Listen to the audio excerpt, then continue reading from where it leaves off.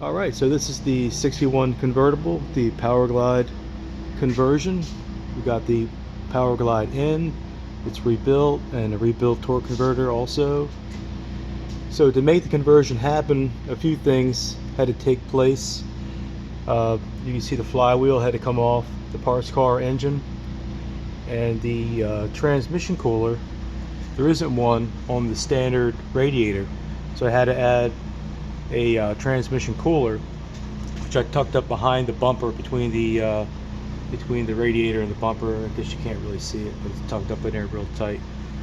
And then I hid the lines as best I could, mainly from the top. I just didn't want to be looking at it from the top and make it look out of place. But so the next item that I had to change out was the steering column and all that in order to make the linkage connect. And the drive shaft, that was different too. It was different length. I think the back half is the same, but from the carrier bearing to the transmission is a shorter length. So thankfully we had this parts car here. It's a wrecked four-door. It had all these components. Also, another piece I had to change out was the starter. The starter bolts on different. The standard starter bolts sideways to the housing of the plate.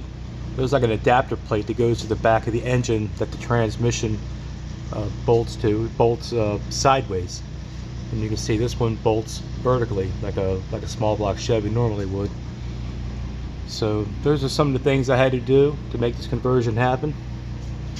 So I'm not far from starting the engine now. I'm going to finish up the linkage and the column, add some fluids, and see how she shifts.